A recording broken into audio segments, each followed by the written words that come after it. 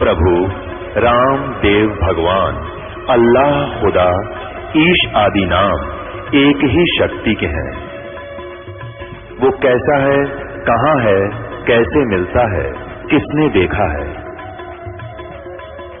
ये प्रश्नवाचक चिन्ह पूर्ण रूप से हटाने के लिए अवश्य सुनिए जगत गुरु तत्वदर्शी संत रामपाल जी महाराज के अमृत वचन, सर्व पवित्र धर्मों के पवित्र शास्त्रों के आधार पर।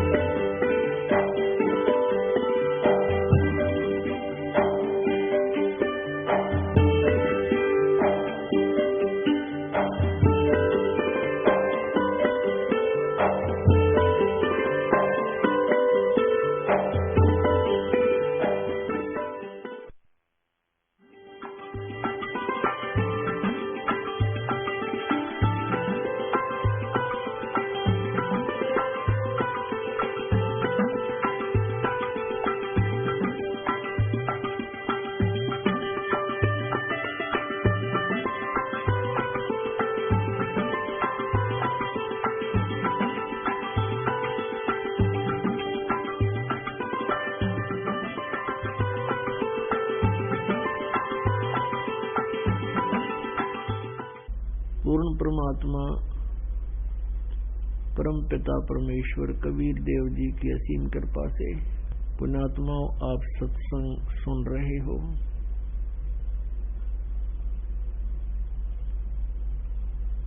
और सत्संग में आने से प्राणी को इस मनुष्य जीवन के उद्देश्य का पता चलता है। परमेश्वर कबीर देव जी ने ही यहाँ सत्संग की व्यवस्था की है। सत्संग का अर्थ होता है जहां पर सत्य ज्ञान के प्रवचन किए जाए, आध्यात्मिक सत्य ज्ञान जिसको तत्व ज्ञान कहते हैं। परमेश्वर कबीर देव जी के अतिरिक्त तथा उन महापुरुषों के अतिरिक्त जिनको भगवान मिले थे स्वयं आकर के, किसी को भी सत्संग का ज्ञान नहीं, किसी के पास भी सत्संग नहीं। अपनात्मा ये इतनी कड़वी सत्य है, इतना कड़वा सत्य है ये कि एक बार प्राणी इस बात से एकदम महसूस करता है कि क्या किसी को भी ज्ञान नहीं था, क्या किसी को भी ज्ञान नहीं था। ऋषि महर्षि हुए हैं जिन्होंने चारों वेदों को कंठस्थ याद कर रखा था, चतुर्वेदी कहलाते थे। क्या वे अज्ञानी थे? अब ये शब्द कह दें कि सचमुच वो वास्तव में अज्ञानी थे और इतना कह के छोड़ दिया जाए तो नहीं यकीन हो कि नहीं, ये बात समझ से बाहर की बात है। ऐसे ऐसे सतयुग में ऋषि महर्षि हुए हैं, चारों वेदों को कंठस्थ याद किए हुए थे। क्या उनको वेद ज्ञान नहीं था?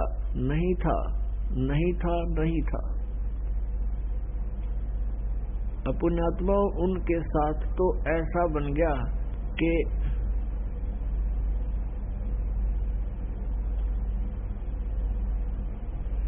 बंजारे के बैल जो और फिरें देश परदेश और खांड लाद के भूस खावे बिन सतगुरु उपदेश। अब परमात्मा कहते हैं पीठ मनुखा दाख लदी है और कर राखात बबूल। जैसे ऊंट के ऊपर मनुखा दाख भर रखी थैले में, बोरे में, और वो खावा किकर बबूला में उसके पत्ते तोड़ तोड़ कर काटे में मुंह मारे, कमर पर लाद रखी मनुखा दाख। तो इन कौन खान दे मनुखा दाख? ये तो लद्दे आंडे थे, चारों वेदों को कंठस्थ याद करके ऊंट की तरह लद्दे आंडे थे। मनुखा दाख ये खा नहीं सके, ये तो किकर खावे थे, बबूल खावे थे। जैसे श्राद्ध निकाल लो, को मर गया तो रजा चिमटा गाडो, पहला 13वीं तक उड़े रहो, फिर उसकी महीना करते थे, फिर 6 महीने, और फिर वर्षों, फिर उनके श्राद्ध शुरू कर। इस काम लगे रहे। ये जितने ऋषि में ऋषि थे यहीं तक सीमित थी इनकी बुद्धि। इनको वेद ज्ञान नहीं था। पुण्यात्मा, ये कितना जटिल प्रश्न हो गया। यदि इसका प्रमाण न दिया जाए तो कोई नहीं सुने। और उल्टा इस दास को निंदक की संज्ञा दे देंगे। लेकिन परमात्मा ने रजा बख्शी है आप जी के ऊपर, आप स्वयं शिक्षित हो गए। सारा पूरा विश्व और भारतवर्ष में तो 99% अब शिक्षित है, और 1% कोई बूढ़ा बुढ़िया पहले के रह रहे हैं, वो भी प्रौढ़ शिक्षा से उनको भी अक्षर ज्ञान जरूर करा दिया। तो अक्षर ज्ञान से सिर्फ इनू समझ में आ जाएगा कि ये दास जो बोल रहे आप सदग्रंथों में प्रमाणित है। आपको थोड़ा सा प्रमाण देते हैं। हमारे ही सदग्रंथ ये बताते हैं, उन्हीं की लीला बताती है कि उन ऋषि महर्षियों को ज्ञान नहीं था। इवन ब्रह्मा विष्णु महेश इनको भी ज्ञान नहीं था, और इवन यहाँ तक कि श्री देवी दुर्गा को भी अध्यात्म पूरा ज्ञान नहीं था, और यहाँ तक इस ब्रह्म को सरपुरुष को भी अध्यात्म पूरा ज्ञान नहीं था।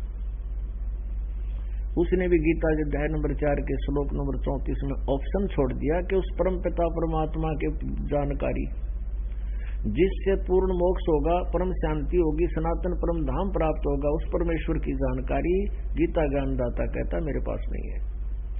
वो तत्वदर्शी संत बताओगे, उनकी खोज करो। अब आपको झलक दिखाते हैं थोड़ी सी कि ना तो ब्रह्मा को ज्ञान था, ना विष्णु को अध्यात्मिक ज्ञान था। वेद ज्ञान, क्योंकि चारों वेद जो है ऋग्वेद, यजुर्वेद, सामवेद और अथर्ववेद, ये पहला स्टेप है हमारा, जहां से ये ऋषि महर्षि अपना ज्ञान समाप्त करते हैं। जैसे जो अपने आप को महर्षि मानते थे वो कहते हम तो ओम नाम का जाप करते हैं, और यही जाप करना चाहिए, ये सुप्रीम मंत्र है, और ब्रह्म सबसे सर्वश्रेष्ठ और समर्थ भगवान है। जहां इन्होंने अपना अनुभव छोड़ दिया, वहां से तो हम स्टार्ट करते हैं आगे जो समर्थ परमात्मा तक पहुंचने के लिए, और इनको वो भी पूरा ज्ञान नहीं था। देखिएगा श्री देवी भागवत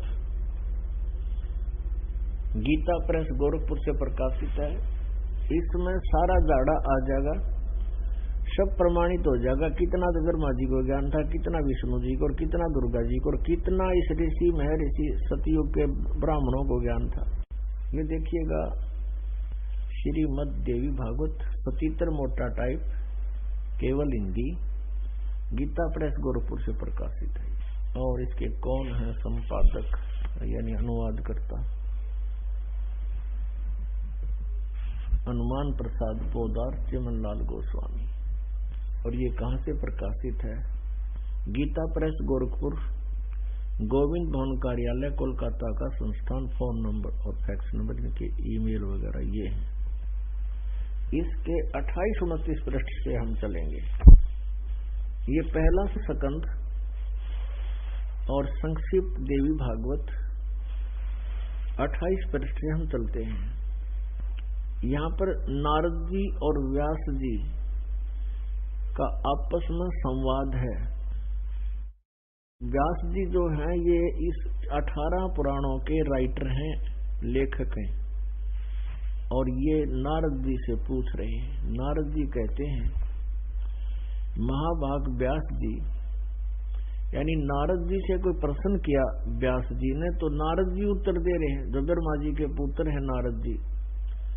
नारद जी ने कहा, व्यास जी तुम इस विषय में जो पूछ रहे हो ठीक यही प्रश्न मेरे पिताजी ने भगवान श्री हरि से किया था। देवाधिदेव भगवान जगत के स्वामी हैं, लक्ष्मी जी उनकी सेवा में उपस्थित रहती हैं, दिव्य कौस्तुभमणि उनकी शोभा बढ़ाती है, वे शंख चक्र गदा लिए रहते हैं, पीतांबर धारण करते हैं, 4 भुजाएं हैं। वे चराचर जगत के आश्रय दाता हैं, जगत गुरु हैं एवं देवताओं के भी देवता हैं, यानी भगवानों के भगवान। नारद जी बता रहे हैं कि ब्रह्मा ये विष्णु जी के बारे में कि वो सब जगत प्रभु हैं, जगत के गुरु हैं, यानी सबको ज्ञान देने वाले हैं, देवताओं के देवता हैं। ऐसे जगत प्रभु भगवान श्री हरि महान तप कर रहे थे, उनकी समाधि लगी थी। यह देखकर मेरे पिता ब्रह्मा जी को बड़ा आश्चर्य हुआ। अतः उन्होंने उनसे जानने की इच्छा प्रकट की, यानी ब्रह्मा जी ने विष्णु जी को देखा कि कठोर तप कर रहा है, फिर उनसे पूछना चाहा। ब्रह्मा जी ने पूछा प्रभु यानी विष्णु जी से, आप देवताओं के अध्यक्ष, जगत के स्वामी और भूत भविष्य एवं वर्तमान के सभी जीवों के एकमात्र शासक हैं। भगवान फिर आप क्यों तप कर रहे हैं और किस देवता की आराधना में ध्यान मगन है? मुझे असीम आश्चर्य तो यह हो रहा है कि आप देवेश्वर एवं सारे संसार के शासक होते हुए समाधि लगाए बैठे हैं। ब्रह्मा जी के विनीत वचन सुनकर भगवान श्री हरि यानी विष्णु जी ने फिर ये मंगल वचन कहे। श्री हरि उनसे कहने लगे, ब्राह्मण सावधान होकर सुनो, मैं अपने मन का विचार व्यक्त करता हूँ। देवता, दानव और मानव सब यही जानते हैं कि तुम सृष्टि करते हो, मैं पालन करता हूँ और संकर संहार किया करते हैं। किंतु फिर भी वेद के पारगामी पुरुष अपनी युक्ति से यह सिद्ध करते हैं कि रचने, पालने और संहार करने की यह योग्यता जो हमें मिली है उसकी अधिष्ठात्री शक्ति देवी है दुर्गा। वे कहते हैं कि संसार की सृष्टि करने के लिए तुम्हें राजसी शक्ति का संचार हुआ, तुम में। ब्रह्मा जी रजगुण है, ये भी स्पष्ट होता जा रहा है। मुझे सात्विक शक्ति मिली है, यानी विष्णु जी सतोगुण है, और रुद्र में तामसी शक्ति का आविर्भाव हुआ है। उस शक्ति के अभाव में तुम इस संसार की सृष्टि नहीं कर सकते, मैं पालन करने में सफल नहीं हो सकता और रुद्र संहार कार्य करने में भी संभव नहीं।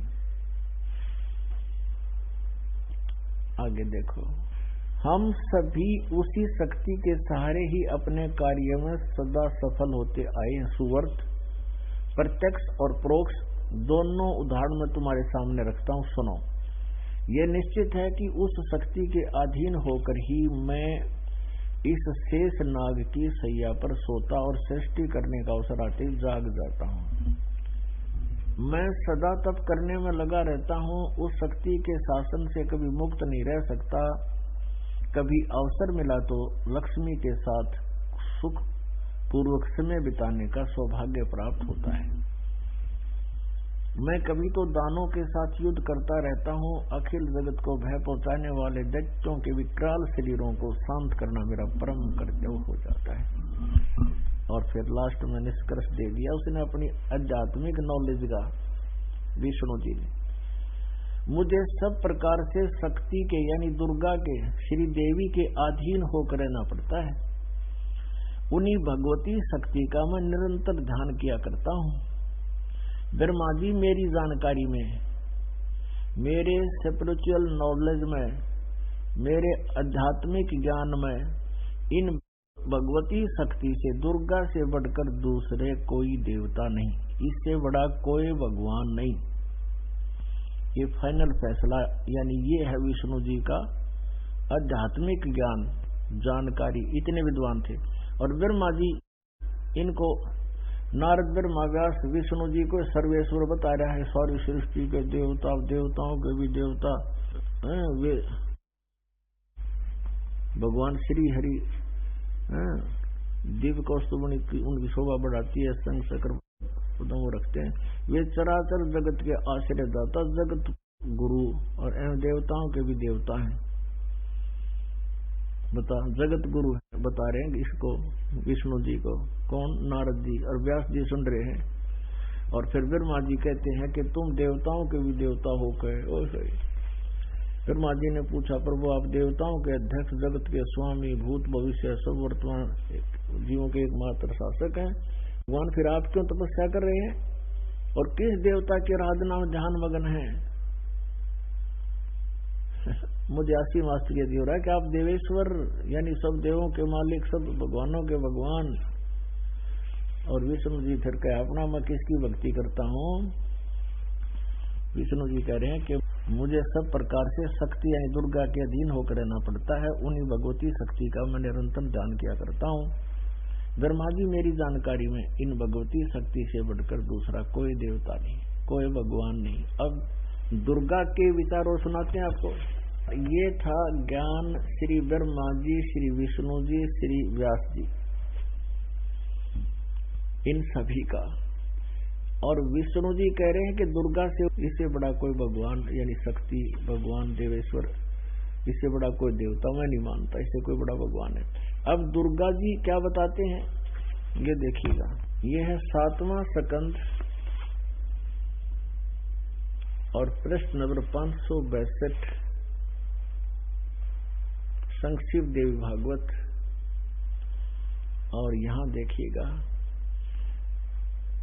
देवी के द्वारा हिमालय को ज्ञानो उपदेश और ब्रह्म स्वरूप का वर्णन। अब दुर्गा हिमालय राजा को ज्ञान बता रही है, उसको शिक्षा दे रही है। श्री देवी जी कहने लगी, पर्वतराज इस प्रकार योग युक्त होकर, पहले अपने बारे में बताती है कि मेरी भक्ति करनी है तो मेरी इस प्रकार करो, लेकिन इससे कोई लाभ नहीं होगा, आपको मोक्ष नहीं हो सकता।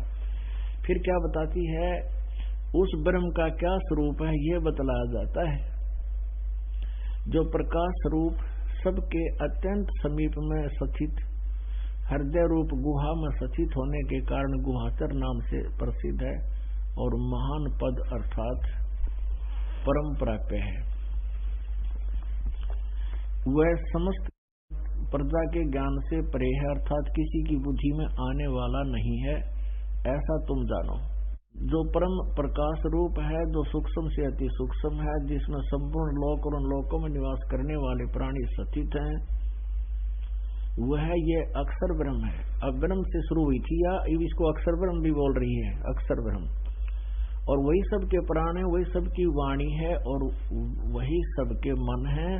वह यह परम सत्य और अमृत अविनाशी तत्व है, सौम्य। उस वेदने योग्य लक्ष्य का तुम वेदन करो, मन लगाकर उसमें तन्मय हो जाओ, सौम्य। उपनिषद में कथित महान अस्त्र रूप धनुष लेकर उस पर उपासना द्वारा तीक्ष्ण किया हुआ बाण संधान करो, और फिर भानुगत चित्त के द्वारा उस बाण को खींचकर उस अक्षर रूप ब्रह्म को ही लक्ष्य बनाकर वेधन करो। परवण ओम धनुष है, जीवात्मा बाण है और ब्रह्म को उसका लक्ष्य कहा जाता है। अब बता दिया कि ओम का जाप करो और ब्रह्म उपास्य इष्ट मानो और जीवात्मा जाप करे। यहां देखो, उस एकमात्र परमात्मा ही को जाने, दूसरी सब बातों को छोड़ दे। अब यहाँ फाइनल कर दिया दुर्गा जी ने कि मेरी पूजा और अन्य देवताओं की पूजा कति छोड़कर केवल एक उस ब्रह्म की पूजा करो। ब्रह्म की, उस एकमात्र परमात्मा को ही जाने, दूसरी सब बातों को छोड़ दे। यही अमृत रूप परमात्मा के पास पहुंचाने वाला पुल है। संसार समुद्र से पार होकर अमृत रूप परमात्मा को प्राप्त कराने का यही सुलभ साधन है। जिस प्रकार रथ के चक्कर में आरे होते हैं, ऐसे इस आत्मा का यानी ब्रह्म का ओम के जप के साथ ध्यान करो। ओम मंत्र है उसका, और इससे अज्ञान में अंधकार से सर्वथा परे और संसार समुद्र से पार जो ब्रह्म है उसको पा जाओगे, तुम्हारा कल्याण हो। यानी ओम का जाप करो। राजा से बताया कि सब प्राणी, और फिर क्या बताया है कि वह ब्रह्म, ओम के जाप से क्या उपलब्धि होगी, वह यह सबका आत्मा ब्रह्म ब्रह्मलोक रूप दिव्य आकाश में स्थित है। वो ब्रह्मलोक में रहता है। ओम का जाप करने से ब्रह्मलोक प्राप्ति होती है। वो कहाँ है ब्रह्म प्राप्ति होती है? ब्रह्म कहाँ रहता है? वो ब्रह्मलोक रूप दिव्य आकाश में स्थित है। पुण्यात्मा, अब आपको पता चल गया श्री ब्रह्मा जी, नारद जी, व्यास जी को कितना वेद ज्ञान है, जो विष्णु जी को सर्वेश्वर बता रहे हैं, और विष्णु जी को कितना ज्ञान है, ये दुर्गा जी को अंतिम फाइनल गॉड बता रहे हैं, कंप्लीट गॉड बता रहे हैं। अब दुर्गा क्या कह रही है कि ब्रह्म है पूज्य योग्य, ये अपने अपने नॉलेज से बता रहे हैं। अब दुर्गा जी कह रही है कि ब्रह्म की पूजा करो, ओम नाम का जाप है उसकी साधना का। ओम नाम का जाप करने से ब्रह्म को टारगेट इष्ट बना करके तो ब्रह्म लोक में चले जाओगे जहां वो रहता है। गीता जी क्या बताती है? क्योंकि श्रीमद् भगवत गीता इन चारों वेदों का सारांश है। ऋग्वेद, यजुर्वेद, सामवेद और अथर्ववेद, कोड वर्डों में, यानी बहुत संक्षिप्त में। तो उसी के आधार से बताया जा रहा है। अब वेद ज्ञान भी ब्रह्म सरपुरुष देता है और गीता ज्ञान भी ये ब्रह्म ही देता है सरपुरुष, श्री कृष्ण जी में प्रवेश करके। श्री कृष्ण जी में प्रवेश करके गीता जी का ज्ञान कौन बोल रहा है? ये सरपुरुष ब्रह्म बोल रहा है। अब ये कैसे प्रवेश करता है, ये थोड़ा सा और लिंक है इससे, तब आपके समझ पाओगे ये कैसे प्रविष्ट होता है। श्री कृष्ण जी में कैसे प्रवेश हुआ उसका उदाहरण देते हैं, देखिएगा। ये श्री विष्णु पुराण गीता प्रेस गोरखपुर से प्रकाशित है। अब इसका अंदर का पेज दिखाते हैं, सचित्र हिंदी अनुवाद सहित। इसके अनुवादक हैं मुनि लाल गुप्त। इसमें संस्कृत भी साथ है। इसके पृष्ठ नंबर 233 पर देखिएगा, चतुर्थ अंश और अध्याय 2, चतुर्थ अंश का अध्याय 2 और 233 पृष्ठ पे पूर्व काल में अध्याय 2 का ये 22वां श्लोक से प्रारंभ करते हैं। पूर्व काल में त्रेता युग में एक बार अति भीषण देव संग्राम हुआ देवताओं का और राक्षसों का, जिसमें महाबलवान दैत्यगण से पराजित हुए देवताओं ने भगवान विष्णु की आराधना की। अब ये काल कैसे छल करता है? जब भी कोई ऋषि महर्षि या कोई साधु संत साधना करते हैं भगवान ब्रह्म पूर्ण परमात्मा की, तो किसी को विष्णु रूप में दर्शन दे देता है तो वो मान लेते हैं कि ये विष्णु जी जो सतोगुण है ये सुप्रीम पावर है। यहाँ ऐसा ही हुआ। तब आदि अनंत शून्य अशेष जगत प्रतिपालक श्री नारायण ने देवताओं से प्रसन्न होकर कहा, आप लोगों का जो कुछ भी अभीष्ट है वह मैंने जान लिया है, उसके विषय में यह बात सुनिए।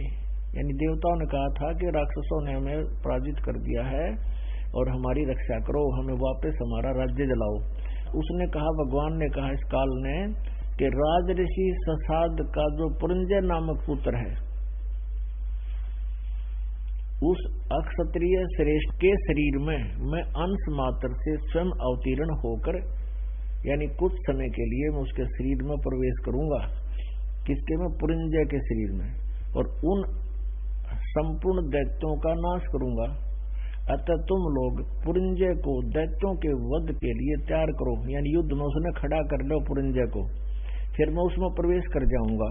ये काल कहता है। ये विष्णु तो इसलिए कहते कि विष्णु रूप में प्रकट होगा उनके सामने, लेकिन वो अपने असली रूप में कभी किसी के समक्ष नहीं आता।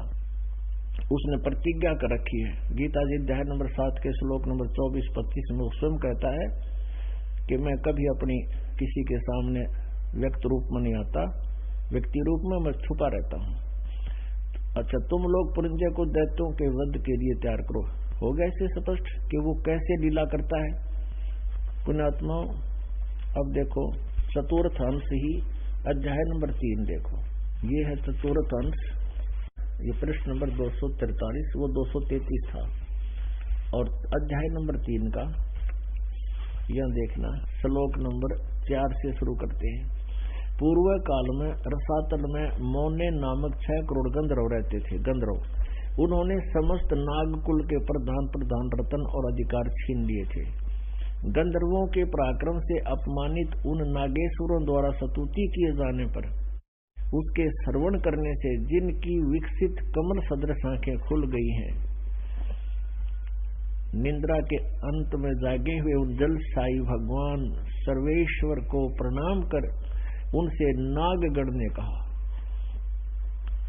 ये विष्णु समुद्र की उपासना कर रहे थे, वहां काल ने विष्णु रूप में दर्शन दे दिए। भगवान, इन गंधर्वों से उत्पन्न हुआ हमारा भय किस प्रकार अंत होगा?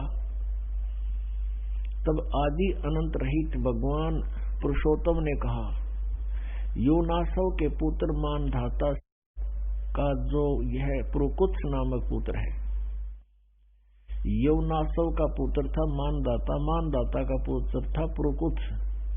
कहते उस पुरुकुत्स जो पुत्र है उसमें प्रविष्ट होकर मैं उसके अंदर बढ़ूंगा, भूत की तरह प्रविष्ट होकर मैं उन संपूर्ण दुष्ट गंधर्वों का नाश कर दूंगा।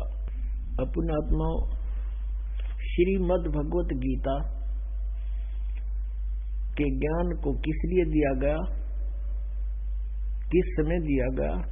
जिस समय अर्जुन कौरव पांडवों की आमने सामने सेनाएं खड़ी होगी, युद्ध की तैयारी होगी, और अर्जुन देख रहा सामने वही सब रिश्तेदार, चाचे ताऊ भाई भतीजे रिश्तेदार आपस में खड़े, हम इनको मारेंगे और फिर काय का राज करेंगे। तो वो युद्ध नहीं करना चाहता था।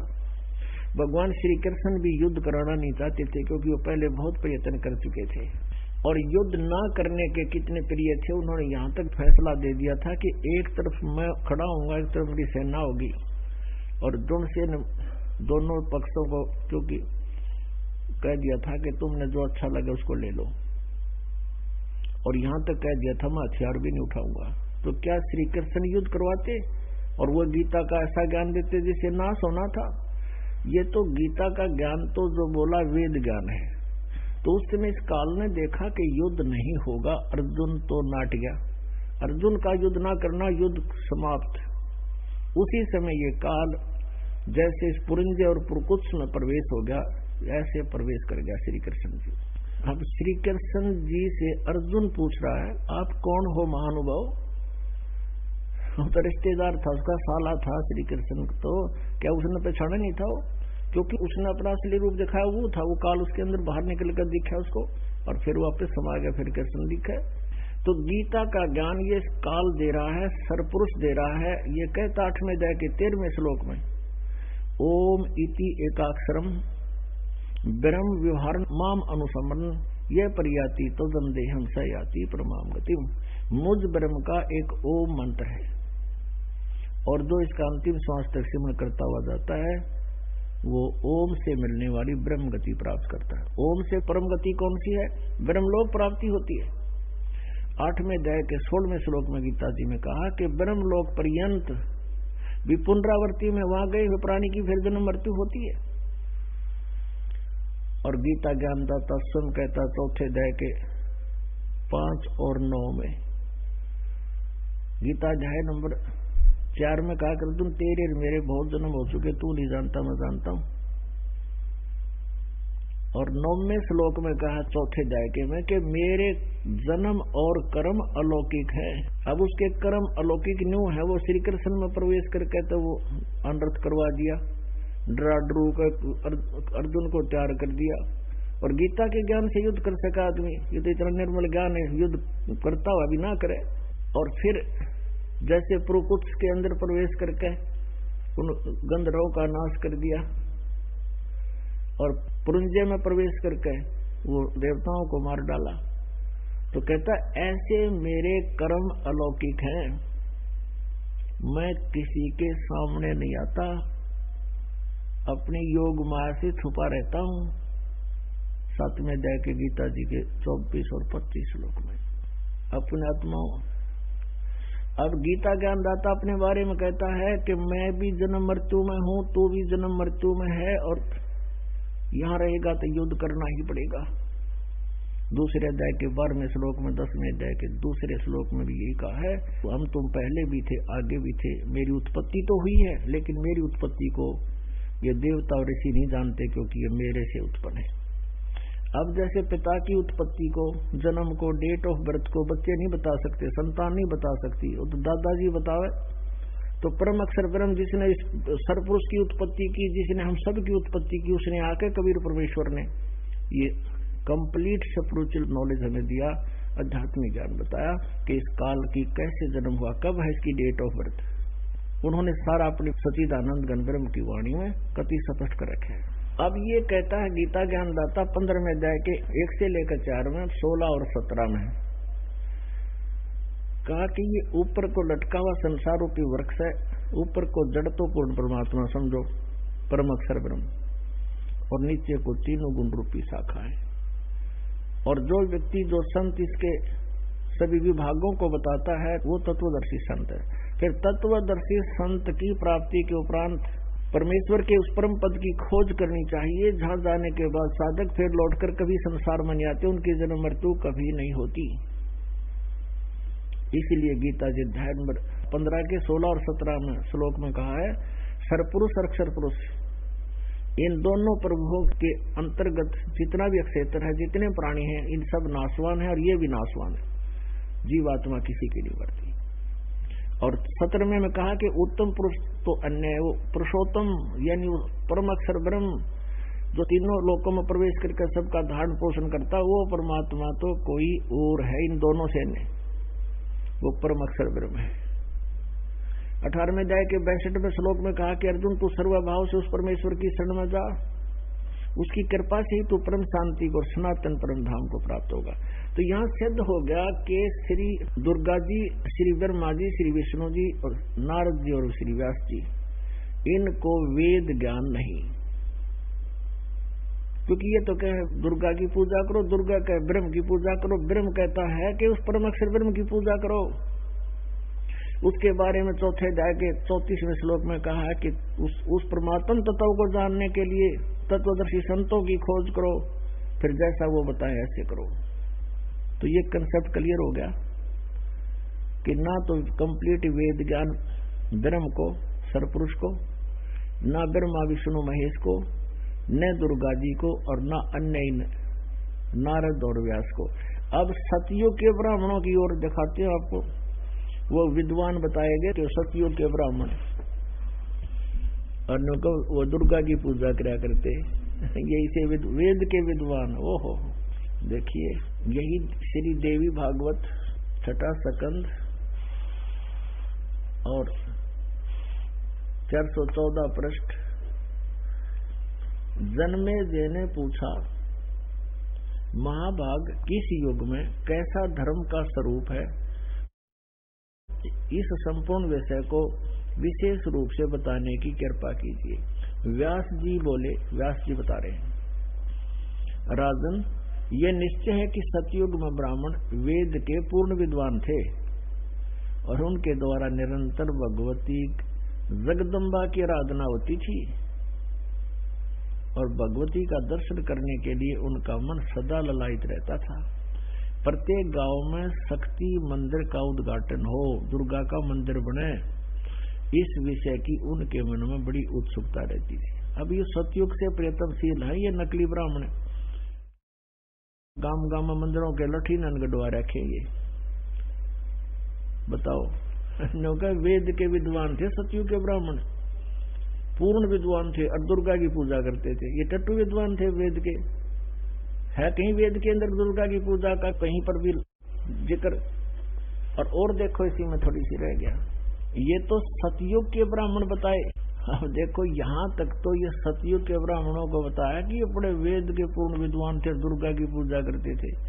अब कलियुग के ब्राह्मणों को क्या संज्ञा दी है? धर्म की ये सतीथि त्रेता में भी रही, परंतु कुछ ह्रास हो गया था। सतयुग की जो सतीथि थी वह द्वापर में विशेष रूप से कम हो गई थी। राजन उन प्राचीन युगों में जो राक्षस समझे जाते थे वे कलियुग के ब्राह्मण हैं। अब कलियुग वाला देख लो, ये संज्ञा, ये उपमा दे रखी है शास्त्र में क्योंकि अब के ब्राह्मण प्राय पाखंड करने में तत्पर रहते हैं, दूसरों को ठगना, झूठ बोलना और वैदिक धर्म कर्म से अलग रहना कलयुगी ब्राह्मणों का स्वाभाविक गुण बन गया है। पुण्यात्माओं, दास के ने जो प्रथम शब्द पहली बार जो शब्द बोले थे कि आज तक परमेश्वर कबीर देव जी ने जो आकर ज्ञान दिया, तत्व ज्ञान, और उनसे परिचित महापुरुषों को छोड़कर वो चंद महापुरुष हैं जो दास के नॉलेज में है। आदरणीय धर्मदास साहिब जी, आदरणीय मुलुकदास साहिब जी, आदरणीय नानक साहिब जी, आदरणीय दादू साहिब जी, आदरणीय गरीबदास साहिब जी, गांव छुड़ानी, जिला झज्जर, हरियाणा वाले, आदरणीय गीसा साहिब जी, गांव खेकड़ा और जिला मेरठ, यूपी वाले। इन महापुरुषों को परमात्मा मिले, इनके पास वही तत्व ज्ञान था जो परमेश्वर ने आके इनको बताया, इनके अंतःकरण में फीड किया। उसके अतिरिक्त सतयुग से लेकर आज तक के ब्राह्मण विद्वानों को, ऋषि महर्षियों को, ब्रह्मा विष्णु महेश को भी वेद ज्ञान नहीं था, आध्यात्मिक ज्ञान नहीं था। तो पहली बार जिसने सुना होगा वो एकदम कुनीन से कड़वा लगा होगा। और अब ये लालटेन दिखा दी दास ने। अब इसको देखकर पुण्यात्मा कहते हैं, ज्ञानी सुने तो हृदय लगाई और मूर्ख सुने तो गम नहीं पाई। जो पुण्यात्मा है, समझदार है, वो सचमुच प्रमाण देखते ही मान लेंगे।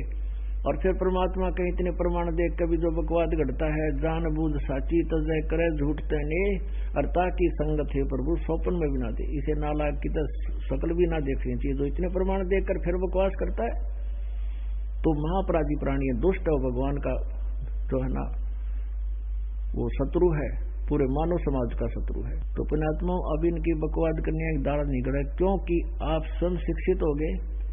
सदग्रंथ हमारे पास है, सबके घर रखे हैं, खासकर हिंदू धर्म में तो ये सारे गीता प्रेस गोरखपुर से प्रकाशित, देख लो खोल के। ये दास एक बार औरंगाबाद सत्संग कर रहा था महाराष्ट्र में, और ऐसे प्रोजेक्ट लगाकर सत्संग दिखा रहे थे। 5-7 बुजुर्ग से बैठे, कभी नो देखे, तो उन्होंने कहा कि ये संत कोई षड्यंत्रकारी नजर आता हमें। इसने ऊपर तो गीता प्रेस गोरखपुर का कवर चढ़ा रखा है, अंदर इसने सारी बातें अपनी गलत भर रखी है। उन्हें प्रश्न नंबर, अध्याय नंबर सारे नोट करके रखी थी, जाते देखे सामने।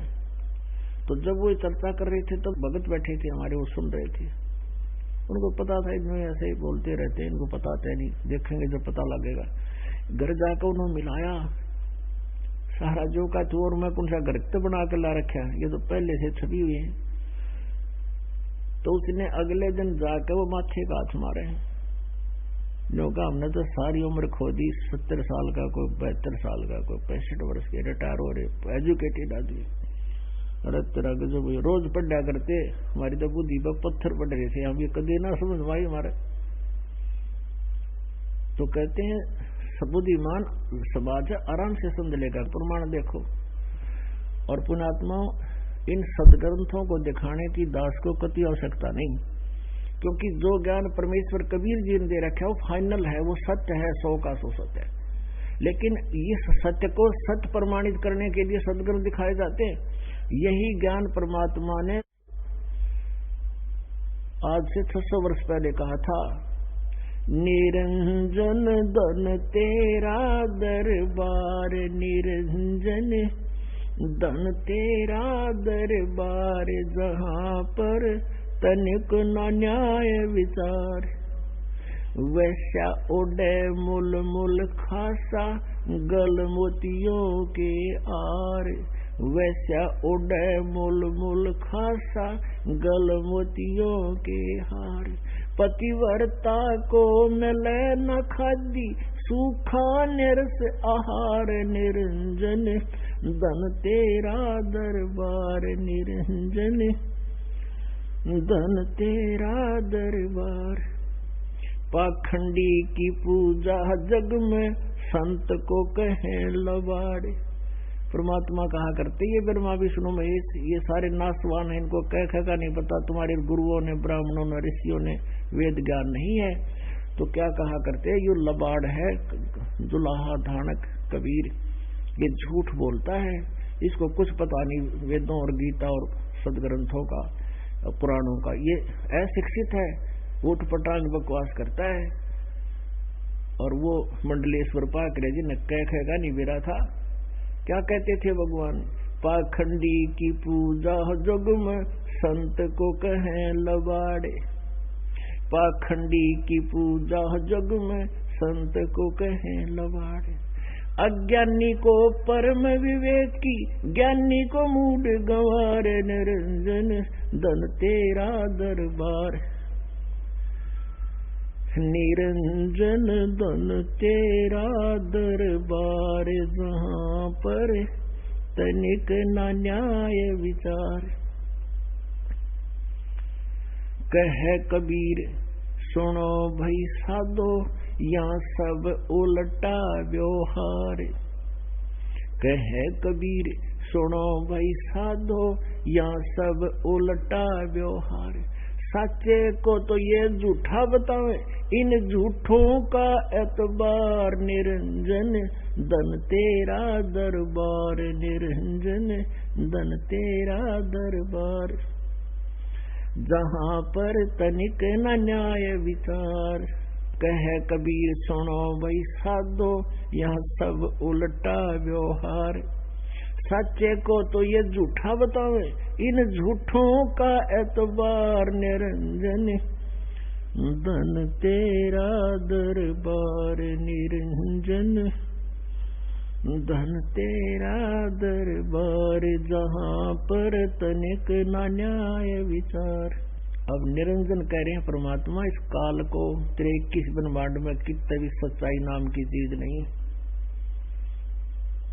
यहाँ पाखंडिया की पूजा जग में, और संत ने कहें लबाड़, इन अज्ञानियों को तो वेद के महाविद्वान दोनों के दुर्गा की पूजा कर लो, वेद के विद्वान पूर्ण, सतयुग के ब्राह्मण, कलयुग आना का फिर दे रखा है यहाँ सारा निष्कर्ष ये के सांग से, वही काम इन करके दिखा जो परमात्मा ये सच्चाई बोला करते थे कबीर जी। काशी के ब्राह्मण परमात्मा के हाथ धो के पीछे पड़ गए थे, और उन्होंने ऐसे ऐसे जुल्म किए उस मालिक के साथ, वो तो समर्थ थे, वो उनका बिगाड़ के सकते थे, अपने कर्म फोड़ लिए उन्हें, तो राक्षस ही कर सकते हैं, ब्राह्मण नहीं कर सकता। ब्राह्मण सोए जो ब्रह्म पहचाने, और पंडित सोए जो पिंड की जाने, जो भगवान को पहचान लेगा वो चींटी भी नहीं मार सकता, ब्राह्मण तो वो होता है। तो पुणात्मा आप ब्राह्मण हो गए क्योंकि तत्व ज्ञान से परिचित हो गए, ब्रह्म परमात्मा को पहचान लिया आपने। अब यहाँ जाति से ब्राह्मण नहीं कहागा, कर्म से ब्राह्मण है। वैसे कोई फीत लगा रहा है, लगाए रहो, हम भी ब्राह्मण हैं, हम पंडित हैं, कहीं जाओ पंडित, उत्तम तो ऐसे पंडित हो जैसे कोई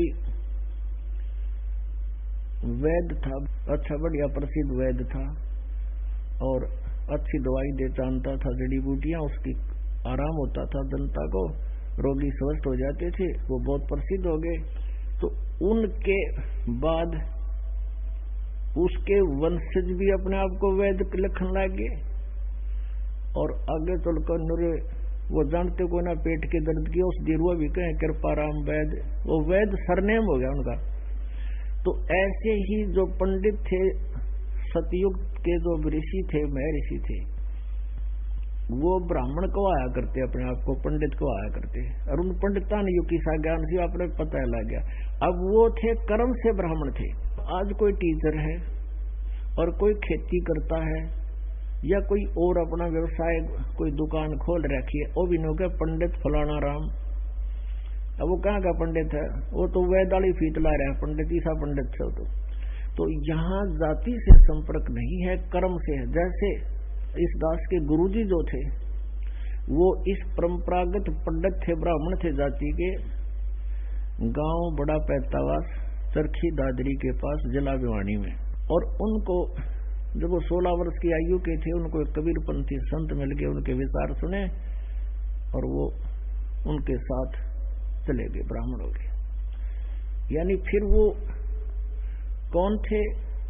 जो मेरे गुरुजी थे वो ब्राह्मण थे जाति से, वो अपने आप को ब्राह्मण नहीं कहते थे। जब वो उनको ज्ञान हो गया था वो अपने आप को संत कहते थे। और मेरे दादा गुरुजी यानी गुरुजी के गुरुजी वो छावला गांव के जाट थे। छावला गांव के जाट थे दिल्ली में, नजफगढ़ से आगे गुड़गांव रोड के ऊपर छावला गांव है। वहां के वो किसान थे, जाट थे। और उनको एक संत मिल गए, कबीर पंथी, गरीबदासी पंथ संत। वो उनके साथ वो भी ऐसे ही त्याग कर चले गए थे। अनमैरिड थे, छोटी आयु में 17-18 वर्ष की आयु। फिर उस संत ने उनको सोचा भी इसको शिक्षा देनी चाहिए। अच्छा माइंड था, समझदार थे, तो काशी विद्यापीठ में छोड़ दिया। तो काशी विद्यापीठ से वो मेरे दादा गुरुजी, उनका नाम तो कुछ और था, चिदानंद नाम था उनका, तो वो 4 विषय के आचार्य बन गए वहां से। तो उनको पंडित चिदानंद नाम से जाना जाता है, पंडित चिदानंद। और उनका खरखोदा के पास एक गोपालपुर गांव है, वहां हमारे दादा गुरुजी का आश्रम बना हुआ है। उस पर लिखा हुआ है बोर्ड पे, पंडित चिदानंद जी आश्रम गोपालपुर गरीबदासी। और मेरे गुरुदेव थे वो ब्राह्मण थे, ये वैदाली फीताले, उन्हें कभी नहीं अपने आप को ब्राह्मण कहा, वो अपने आप को संत कहते थे। और मेरे दादा गुरुजी जाट होते हुए पंडित थे। तो यहाँ इस बात को समझना चाहिए, दास का कोई उद्देश्य किसी जाति विशेष या वर्ग के साथ नहीं है। हमारा इस तत्व ज्ञान को ऊपर लाना है और समझना है भगवान को और समझाना है। अब परमात्मा क्या कहा करते हैं, इस काल को निरंजन कहते हैं कि तेरे 21 ब्रह्मांड में न्याय नाम की चीज नहीं। जो निरे निकम्मे काम करे वो औरत तो बड़े सुंदर बढ़िया आहार भी करे और सारे हार श्रृंगार यानी मोतियों की हार पहन के और बहुत बढ़िया मुलमुल खासा पहन के और सारा दिन बकवाद करे। और एक पति भरता को मिले ना खादी और सूखा निरस आहार निरजन धन तेरा दरबार। यहाँ देख लो जिन्होंने जितनी बकवाद करी उनमें खूब ठाठ हुए। राजा हरिश्चंद्र जी था, सत के ऊपर था, उसका राज भी छुड़वा दिया इन दुष्टान गेल लाग के और बिरानवाटी कर दी उस महापुरुष की। तो यहाँ कहते हैं तनिक नहीं न्याय विचार। और फिर क्या बताते हैं, कह कबीर सुनो भी साधो यहाँ सब उल्टा व्यवहार। ये सच्चे न तो झूठा बताओ, इन झूठा गए तो बार दिन कहेगा भी नहीं पता। तो क्या कहा भगवान ने, गुरु बिन काहुन पाया ज्ञाना, जो थोथा भूस छड़े मूड किसाना। गुरु बिन वेद पढ़े जो प्राणी, समझे न सार रहे अज्ञानी। गुरु बिन काहुन पाया ज्ञाना, जो थोथा भूस छड़े मूड किसाना। यानी समझदार किसान ऐसी गलती थोड़ा ही करेगा जो भूसने कुटे और सोचा मैं इसमें से कनक निकाल लूं। तो ये सब भूस कूट रहे थे क्योंकि इनको ज्ञान नहीं था। अपने आत्माओं, आज सत्संग जो चल रहा था कि जो हमारे सदग्रंथ बताते हैं कि वो परम अक्षर ब्रह्म है जिसकी साधना करनी चाहिए। और उस परम अक्षर ब्रह्म की वे ऑफ वर्शिप के विषय में तत्वदर्शी संत ही बता सकता है और कोई नहीं जानता। ये गीता जी ने फाइनल कर दिया 4th अध्याय के 34वें श्लोक में। और यजुर्वेद अध्याय नंबर 40 के मंत्र नंबर 15 में स्पष्ट कर दिया कि ब्रह्म की साधना करनी है तो ओम का नाम है, ओम करतु समर किलवे समर और करतुम समर। 40वें अध्याय के यजुर्वेद के मंत्र नंबर 10 से लेकर 13 तक ये कंसेप्ट क्लियर कर दिया कि कोई तो परमात्मा को संभवात माने जन्म लेने वाला कहता है, कोई असंभवात यानी कभी जन्म नहीं लेता, वो तो निराकार है। परमात्मा कैसा है उसकी जानकारी वो तत्वदर्शी संत बताएंगे, उनसे सुनो। और विद्वान और अविद्वान की परिभाषा ये भी तत्वदर्शी संत बताओगा, क्योंकि कोई तो जिसने अक्षर ज्ञान हो गया उसको तो विद्वान कह देते हो और जिसको अक्षर ज्ञान नहीं है तुम उसको अविद्वान कह देते हो। विद्वान और अविद्वान की परिभाषा भी होता तो दर्शी संत बताओगा। केवल एक संस्कृत के जान लेने मात्र से या किसी भाषा विशेष के जान लेने से वो विद्वान नहीं होता। कोई संस्कृत में विद्वान है तो वो इंग्लिश में अविद्वान है, जो इंग्लिश जानता वो संस्कृत नहीं आती वहां अविद्वान है। तो परमेश्वर कबीर देव जी वो विद्वान थे जो आध्यात्मिक ज्ञान रखते हैं, वो किसी भी भाषा में हो, भाषा का कोई लिंक नहीं। ये कहते हैं कबीर साहब ने शुद्ध नहीं बोलना आवा था, शुद्ध की जरूरत तो समर्थ थे। जैसे हरियाणा का प्रधानमंत्री था एक सीधा सा जाट देवीलाल जी, और वो जब दास भी उसमें नौकरी करता था, वहां चर्चा में आए थे, तो उनको कहा था वो सारे IAS और IPS हाथ जोड़े खड़े, सारे इंजीनियर सब कुछ। गांव वाले कहने लगे जी हमारे यहाँ पीने का पानी को नहीं, दूसरे कहने लगे जी हमारे यहाँ सड़क नहीं है बिल्कुल भी। तो वहां खड़ा उसने कहा जरा सुनो इधर आओ, यहाँ सुनो, आड़त लेकर उड़ता ही या सड़क बना दो और इनकी आप पीण की बना दो, क्या कहें ये। अब क्या जरूरत थी उन्हें शुद्ध रशुद्ध की, 2 अक्षर बोले, उसकी शब्द में शक्ति थी। कहने की देर थी जब मैं नोट करने लगी सारी शुद्ध बना ली उन्होंने, सारे एस्टिमेट तैयार करके तीसरे दिन माटी पड़ने लगी वहां पर। ये बोले जाओ इंग्लिश और शुद्ध जिसकी वचन में शक्ति नहीं है। तो पुण्यात्माओं ये समर्थ थे कबीर परमेश्वर, उन्होंने जो भी वचन कहे जो फाइनल और कति सत्य है। अब प्रसंग चल रहा था कि जो परम अक्षर ब्रह्म है वो कौन है, जिनके सत्संग में आपको पता चला कि वो परम अक्षर ब्रह्म जिसको कहते वो कबीर साहब है। एक तो सदग्रंथ हमारी थ्योरी बताओ है, और फिर जिनने प्रैक्टिकल किया वो बताओ कि सचमुच ये भगवान ऐसे आता है, ऐसा करता है, ऐसी लीला करता है वो। अब ऋग्वेद मंडल नंबर 9 और सूक्त नंबर 86 के मंत्र 26 और 27 में, और ऋग्वेद मंडल नंबर 9 सूक्त नंबर 82 के मंत्र 1, 2, 3 में, ऋग्वेद मंडल नंबर 9 सूक्त 96 के मंत्र 16 से लेकर 20 तक, ऋग्वेद मंडल नंबर 9 सूक्त 1 के मंत्र 8 और 9 में, ऋग्वेद मंडल नंबर 9 सूक्त 20 मंत्र 1 में यह स्पष्ट कर रखा है वो कबीर नाम का परमात्मा वो समर्थ शक्ति है, और वो ऊपर तीसरे धाम मुक्ति धाम के तीसरे स्थान पर रहता है, मुक्ति धाम में रहता है तीसरे लोक में, वहां से गति करके आता है और अच्छी आत्माओं को, श्रेष्ठ आत्माओं को जो दृढ़ भक्त है उनको मिलता है।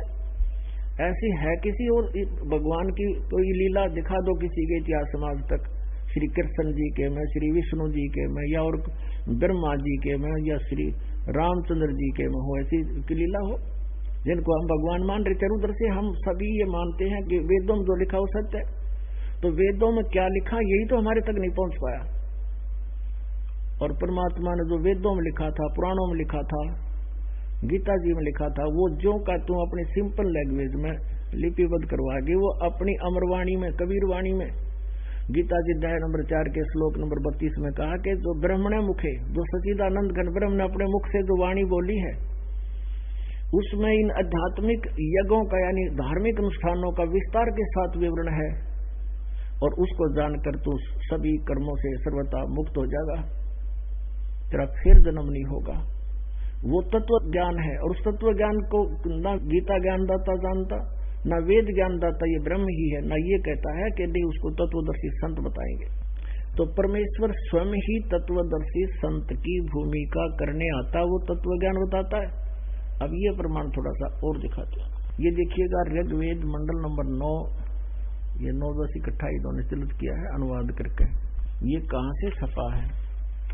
प्रकाशक है सार्वदेशी कार्य प्रतिनिधि सभा, महर्षि दान भवन, रामलीला मैदान, नई दिल्ली 2। कहाँ से छपा? वो ऊपर से प्रकाशक है, ये यहाँ से छपा है Prince offset printers, 1510 Pataudi house, Daryaganj, नई दिल्ली से। ऋग्वेद मंडल नंबर 9 सूक्त 86 इसके मंत्र नंबर ये 26 में इन्हीं का अनुवाद है। यज्ञ करने वाले यजमानों के लिए परमात्मा, यज्ञ माने धार्मिक अनुष्ठान यानी भक्ति करने वाले, यजमान माने भगत, भक्तों के लिए परमात्मा सब रास्तों को सुगम करता हुआ उनके विघ्नों को मर्दन करता है और उनको पवित्र करता हुआ, यानी उनके संकटों का नाश कर देता है परमात्मा, और उनको पवित्र करता है, यानी पाप रहित करता, उनके पाप नाश कर देता है। और निर्निजम अपने रूप को, ये कई जगह लिखा है इन्होंने, और भी श्लोकों में है निर्निजम, इसका अर्थ रूप होता है कहीं पर, और सैकड़ों जगह ये शब्द है, वहां कई जगह इन्होंने रूप ना लिख के डंगा लिख दिया। तो यहाँ मालिक की दया होगी, सद्बुद्धि की उपराई इनको ये सच्चाई लिख गए। अपने रूप को यानी साकार हुआ, सरल करता हुआ, जैसे आज आपने दिन में गरीबदास जी की वाणी सुना था कि तेज पुंज अन्य दे धर के ईश्वत हमको भेंट ही, हल्का तेज पुंज का शरीर करके आता हो परमात्मा, वह कांति में परमात्मा।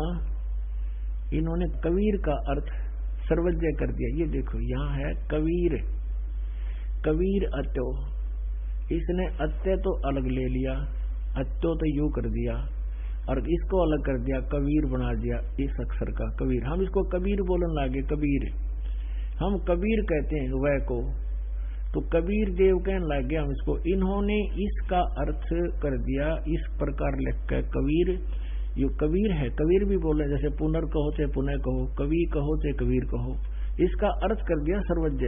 अब आपको दिखाते हैं इन्हीं के द्वारा यथार्थ अनुवाद कैसे करना चाहिए था। पुण्यात्माओं ये वेदों को समझ नहीं सके, जहां इनके समझ में नहीं आया वहां इन्होंने अड़ंगा कर दिया, अनर्थ कर दिए।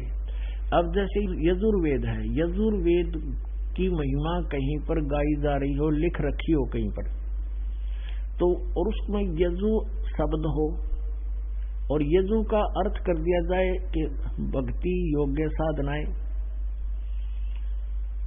और ये लिखे नहीं कि ये यजुर्वेद के विषय में कहा जा रहा, तो उस यजुर्वेद को कैसे खोजोगे जिसके बारे में सारी महिमा भर रखी है।